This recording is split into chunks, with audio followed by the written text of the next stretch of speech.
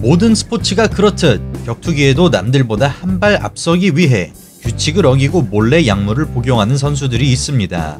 보디빌더처럼 근육이 쫙쫙 갈라졌던 격투기 선수가 약물 사용이 걸린 뒤 갑자기 아재 몸매가 되고 그것을 본 팬들은 실망을 하는 사태가 종종 발생합니다.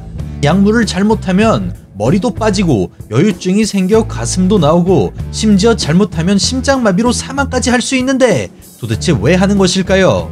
이 궁금증을 해결하기 위해 오늘 방송 준비해봤습니다. 종합격투기에서 가장 흔하게 사용되는 약물이 무엇인지 알아보고 도대체 어떤 효과가 있는지 알아보는 시간을 가져보겠습니다. 안녕하세요. 대한민국을 대표하는 격투기 및 무술 전문 분석 채널 차도르입니다. 과거의 격투 스포츠의 약물 사용은 매우 흔했으나 UFC의 전미 반도핑 기구인 우사다가 개입하면서 약물 검사를 시행한 다음부터는 굉장히 많은 선수들이 적발되고 말았습니다.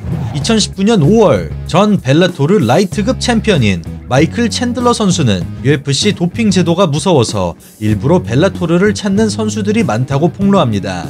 그는 자신 같은 정직한 파이터들만 피해를 보고 있다며 벨라토르도 하루빨리 우사다를 도입하길 바란다고 덧붙였습니다.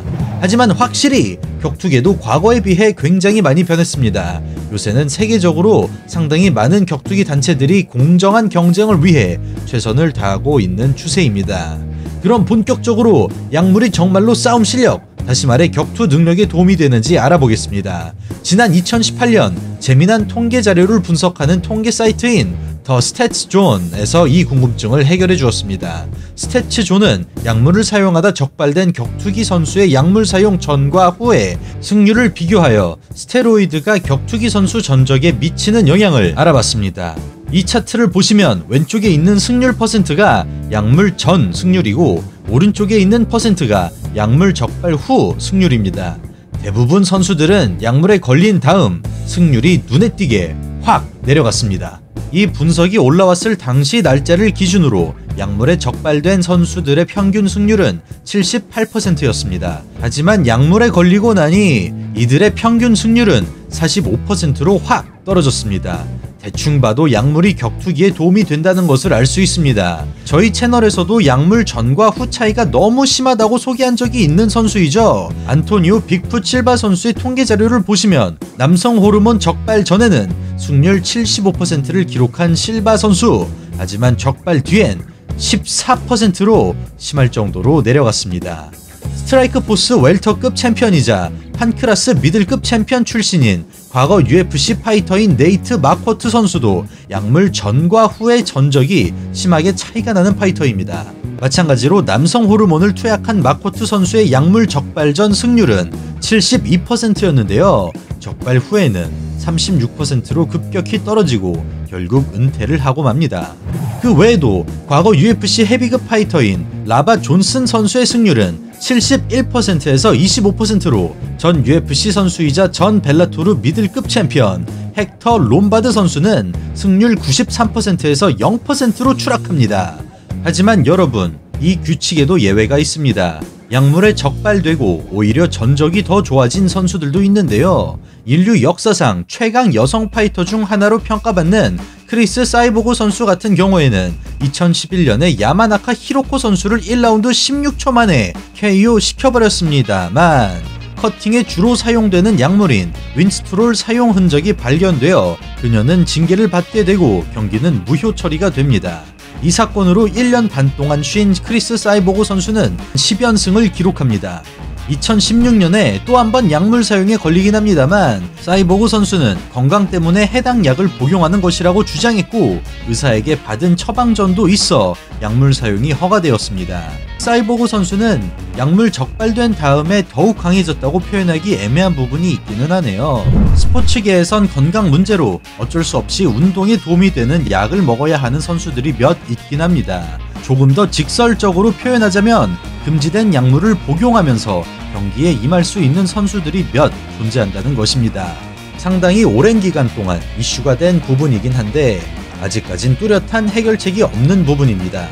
지난 2015년 미르코 크로캅 선수 같은 경우에는 약물 사용 관련 조사를 받던 도중 성장 호르몬 이용 사실을 고백합니다.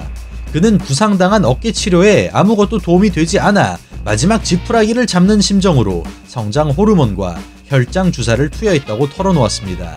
하지만 우사단은 약물 복용 사실은 맞으니 크로캅에게 2년 출장 정지 징계를 내립니다. 그리고 이 사건으로 인해 결과적으로 UFC와의 계약이 해지되고 맙니다. 하지만 그리고 바로 일본 격투기 단체인 라이진과 계약한 크로캅 선수는 라이진 데뷔전에서 대한민국 명현만 선수와 붙고 1라운드 만에 암트라이앵글로 승을 챙깁니다. 그리고 그는 가장 최근 경기인 2019년 2월까지 6연승을 기록합니다. 해외 팬들은 일본 격투계가 미국에 비해 약물 사용에 관대하다며 그가 일본으로 돌아간 가장 큰 이유가 약물 때문이었을 것이라고 추측합니다. 그리고 정찬성 선수와 굉장히 깊은 인연이 있는 파이터이죠. 브라이언 오르테가 선수도 약물 적발 이후 전적이 더 좋아진 선수 중 한 명입니다. 지난 2014년 오르테가 선수는 커팅에 주로 사용되는 약물인 마스테론 사용에 적발됩니다. 오르테가 선수는 약물 사용 적발 전에도 승률이 100%였고 적발 이후에도 6연승을 기록합니다. 그 뒤 당시 UFC 패더급 챔피언이었던 맥스 할로웨이 선수에게 패배하긴 하지만 경기력 자체는 약물 적발 뒤에 오히려 더 나아졌다는 평가도 받고 있습니다. 최근 정찬성 선수와 라이벌 구도가 그려지면서 구설수에 오르기도 했지만 그전까진 오르테가 선수는 인성이 바른 청년의 이미지를 갖고 있었습니다. 이런 복합적인 이유로 유독 격투기 팬들은 오르테가 선수 약물 사용에 대해서는 만 22이라는 어린 나이에 감량을 쉽게 해보려고 저지른 실수지 뭐 하고 어느 정도 살짝 봐주는 분위기이기도 합니다. 승률에 가장 큰 변화가 있었던 선수들은 대부분 테스토스테론, 다시 말해 남성 호르몬 주사를 맞는 선수들이었습니다. 남성 호르몬의 99%가 고안에서 생성되는 만큼 호르몬 주사를 맞으면 몸속 남성 호르몬 수치가 정상의 범주를 훨씬 뛰어넘고 폭등합니다. 최대한 리스크를 줄이기 위해 살짝만 사용하는 선수도 있고 목숨을 걸고 도박을 하는 선수도 있는 만큼 사람마다 호르몬을 얼마나 투약하는지는 다르지만 확실한 것은 투약하는 양이 늘어날수록 그리고 더 오랜 시간 호르몬 주사를 맞을수록 부작용이 발생할 확률이 높아진다는 것입니다. 이 부작용은 탈모와 여유증 같은 외적인 변화부터 시작하여 심장마비 같은 심각한 건강 문제로 이어질 수 있습니다. 테스토스테론은 아나볼릭 스테로이드에 속합니다. 쉽게 설명하자면 단백질로 근육을 생성하는 것을 극대화시켜주는 약물인 것입니다. 보통 10주에서 15주 동안 주사를 맞고 그 기간 동안 최대한 자신이 이루고자 하는 목표를 달성하는 방식으로 운동을 합니다. 이 목표는 근육을 키우는 걸 수도 있고 힘을 키우는 걸 수도 있고 살을 빼는 걸 수도 있고 굉장히 쉽게 표현하자면은 같은 운동을 하더라도 주사를 맞은 사람은 몇십 배로 효과가 빨리 나타나는 것입니다. 가장 흔히 사용되는 종류인 테스토스테론 에난데이트를 기준으로 10주에서 15주 동안 투약한 사람들의 비포 애프터 사진들입니다. 효과가 너무 사기적으로 좋다는 것을 육안으로만 봐도 대충 느끼실 수 있죠. 하버드 의대 해리슨 포프 박사는 스테로이드를 사용한다면 영양 섭취, 휴식, 그리고 운동을 게을리해도 성실하고 재능이 뛰어난 선수를 압도할 수 있습니다. 라면서 남성 호르몬 주사의 효과가 심각할 정도로 좋다면서 지적한 적이 있습니다. 일단 신기하게도 피지컬이 아닌 멘탈적인 부분에도 테스토스테론은 큰 도움이 됩니다. UC 버클리는 침팬지를 대상으로 남성 호르몬이 성격에 끼치는 영향을 연구해봤습니다. 연구 결과 남성 호르몬의 수치가 높아질수록 두려움과 공포에 무감각하게 만들어주어 자신감이 올라간다고 합니다. 건강한 남성을 기준으로 만 40부터 남성 호르몬 수치가 자연스럽게 매년 1.5%씩 떨어지기 시작합니다. 남성 호르몬이 부족할 때 나오는 가장 대표적인 증상은 성욕 및 성기능 저하, 우울증, 피로함, 체중 증가이며 이 현상을 남성 갱년기라고 표현합니다. 사실 남성 갱년기를 치료할 때도 같은 약물인 호르몬을 투약합니다. 물론 치료를 목적으로 사용할 때는 남성 호르몬 수치를 일반인 수준으로 복구하는 것으로 소량만 투약합니다. 하지만 운동을 목적으로 사용할 때는 치료 목적보다 20배 이상의 용량을 사용한다고 합니다. 그리고 오늘 알아본 통계 자료에 두 번째로 가장 많이 거론된 약물, 성장 호르몬입니다. 말 그대로 신체 부위의 성장을 자극하는 호르몬입니다. 이 호르몬은 여러 가지 효과를 내는데요. 대표적으로 단백질 합성량을 증가시켜 몸의 근육량을 증가시키고 신진대사를 활발하게 하는 효능도 있어 지방을 빼는 데에도 큰 도움이 됩니다. 인터넷에 돌아다니는 성장 호르몬 인증샷들입니다. 운동선수들은 성장 호르몬을 정상인보다 10배에서 20배 가까이 되는 호르몬을 추가로 주입합니다. 자연을 거스르고 이렇게 많이 몸에 호르몬을 넣으니 당연히 몸이 감당할 수가 없습니다. 몸에 성장 호르몬이 넘치는 사람은 근육뿐만 아니라 다른 신체 부위도 같이 커진다고 합니다. 장기가 커져서 배불뚝이가 될 정도로 배가 나오게 되는 경우도 흔하고, 성장 호르몬은 암세포 발달도 촉진시킨다는 이야기가 있습니다.